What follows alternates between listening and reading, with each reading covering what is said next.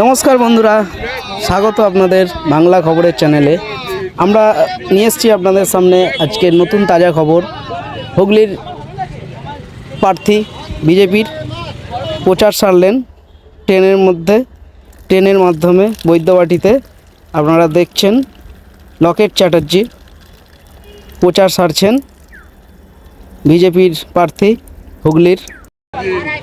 পবিত্র ঈদ উপলক্ষে আজকে শুভ দিনে প্রচার সারলেন লকেট চ্যাটার্জি, হুগলির প্রার্থী বিজেপির।